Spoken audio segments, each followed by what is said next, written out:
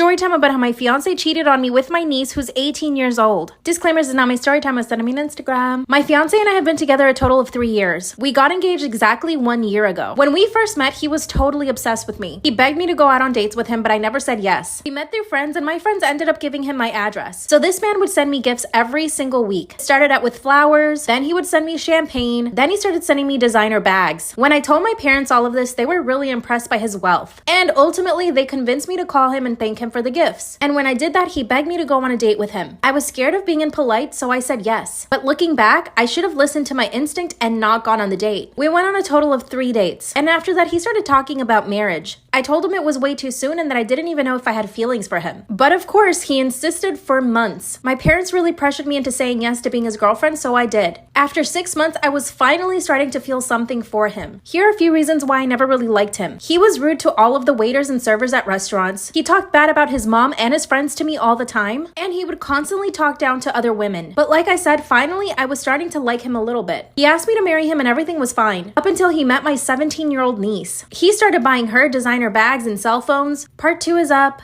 Part 2 of how my fiance cheated on me with my niece. Disclaimer, it's not my story time. I was sending me on Instagram. When my fiance first met my niece, he would compliment her so much about her looks. He told her in front of my entire family that she was so beautiful and womanly for being so young. This made my family and I really uncomfortable. But my niece was super flattered. And before I knew it, he was buying her gifts. He went behind my back and bought her the latest iPhone. And then he gifted it to her at our next family event. My sister, who is my niece's mom, said no. She didn't want to accept the gift, but my niece begged her. The following weekend was my niece's birthday. That day, he gave her a Gucci purse. Once again, my sister said she couldn't accept that, but my fiance insisted. That's when he told me and my sister that he always wanted a daughter like my niece, and that he was so proud of her for doing so well in school. Obviously, he was lying. After my niece's birthday, I told my fiance to stop buying her gifts. I told him that it was incredibly inappropriate and that he needed to take them back. That's when he told me that he could do whatever he wanted and he didn't need my permission to give my niece gifts. By this point, I was falling out of love with him. This is when he started inviting my niece over to our house for dinners. He would cook lavish meals for my niece and I. This is also when he started taking her to the mall for shopping trips. And the only reason I found out was because I tracked his phone. Part 3 is up.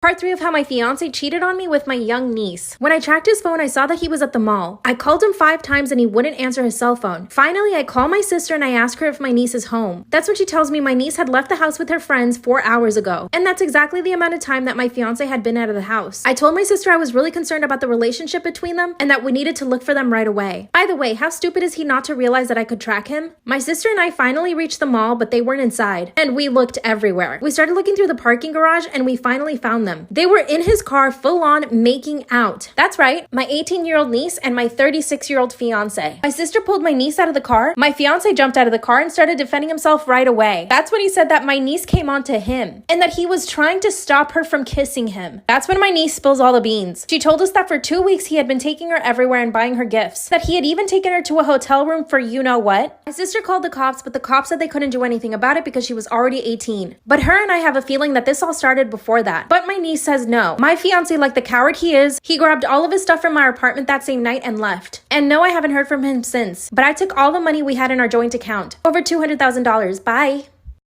Yesterday, I was supposed to spend the night at my friend's house with some of my classmates and we were playing Truth or Dare. There really is no reason for us to choose truth since we already know a lot about each other, so we mostly just went with dares. It was pretty fun and we had some weird challenges. I was sitting next to my friend's brother when it was my turn and a classmate challenged me to kiss him. His sister immediately told my friend to change the dare and so she did. To be clear, her brother didn't say anything when he heard about the dare and just laughed, so he definitely looked like he was okay with it, right? Well, wrong, because after I kissed him, he told me what the fuck am I doing and he looked like he was really grossed out by it. I was honestly a bit offended and asked him why he was so grossed out by me kissing him. I'm actually a pretty okay looking girl and even if I wasn't, there was no reason for him to act like this. He ended up leaving the game and my friend told me that what I did was wrong on so many levels and to get out of her house. My other classmates didn't say anything, so I think they were on my side, but they didn't want to participate in this argument. I'll ask them when they go back home. Anyway, I did end up leaving. Am I the asshole for kissing my friend's brother without his consent during a truth or dare?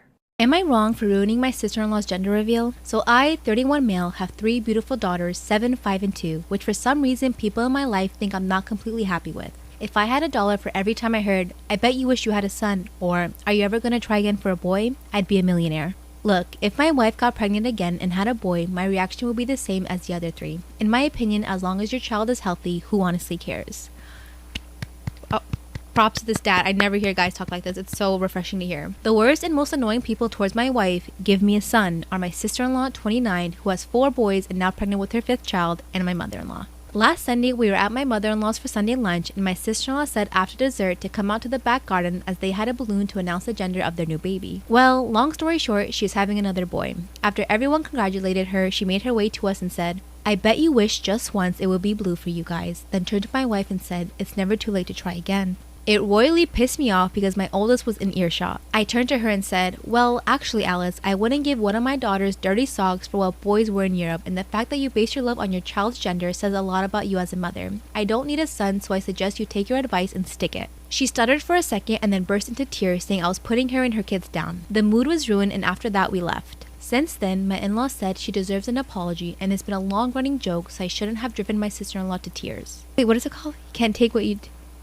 Eat what you dish? Can't take what you dish? I can't remember the saying.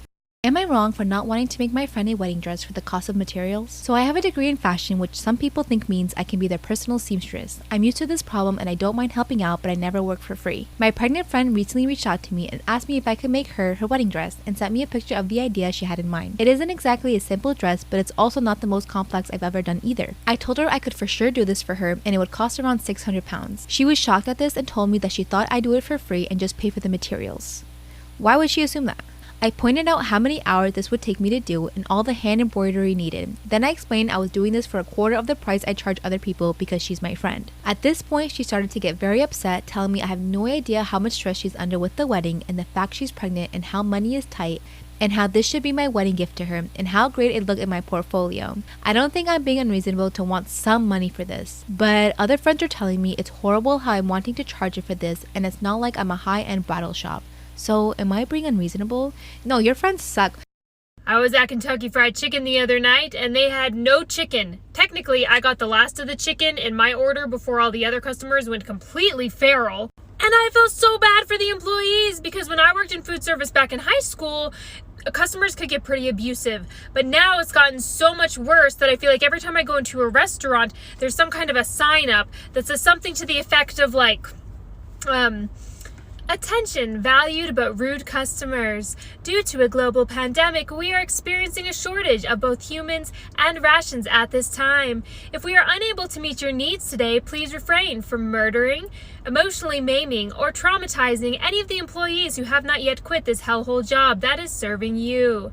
Thank you." And this poor girl at KFC was telling everybody, "I'm sorry, we're out of chicken." And people were responding to her as if what she was really saying was, "I'm sorry, we're out of chicken because I ate it all already."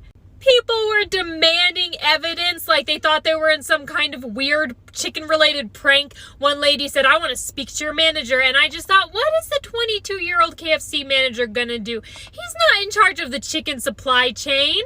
But this girl told Karen, "We're out of chicken." And Karen said, "I want to speak to your manager." And the girl was like, "Okay." And the manager came over and Karen said, "You're all out of chicken." And the manager went, "Yup." And Karen just went, "This is ridiculous," and left. And I was like, what is the point? What was the point of that interaction? Why did she need that? I understand being excited that you're going to get your food or you're going to get a special treat and then not getting it and feeling disappointed. Okay, I've been there. One time I was having a rough day and I went to McDonald's to get an ice cream cone and I paid for it and I got up to the window and instead of handing me an ice cream cone, the lady handed me vanilla flavored frozen yogurt on a cone, which is unacceptable. But I didn't yell at her. I just cried in my car and then took an impromptu 14-hour road trip to another state, both of which are more acceptable responses than yelling at a customer service employee who has no control over the amount of cream in my dessert. People were getting so upset that they couldn't have chicken that as I was walking out with my bag of chicken, I was looking around in the dark like, I hope nobody mugs me for my chicken, which sounds like a crazy thought, but it was a genuine thought because crazier things have happened in the last few years than someone getting mugged over chicken. Like, it could happen. Am I the asshole for touching my wife's tampon box? It sounds like a petty fight, but she's really pissed with me right now. So I was reorganizing the storage room the other day and came across a box of tampons. The box was being kept behind some cleaning products in the cabinet, so I removed it and put it on top of the counter. So I could clean out the cabinet, you know? I resumed cleaning and put everything back except for the tampon box because I thought it didn't belong there, so I put it inside the bathroom and left it there. At 1 p.m., my wife got home, went to the storage room, then came back freaking out asking if I was in there earlier. I said yes, I reorganized and cleaned the storage room, and she got upset asking about the box. Am I the asshole for touching my wife's tampon box? She rushed into the bathroom, stayed there a few minutes, then came back yelling at me for touching her stuff. I asked what she meant by touching her stuff. I was just cleaning and came across the tampon box, which I had no idea why it was there in the first place. She berated me about touching her stuff no matter where it is, so she doesn't have to go and look for it. She then said I should have just left it as is, which to me was ridiculous because she did not need it right then. Like, what's the big deal? She got irritated and called me an asshole for arguing with her about it when I'm in the wrong. I said that I don't think what I did justified her yelling at me, and it's not like I threw the box away.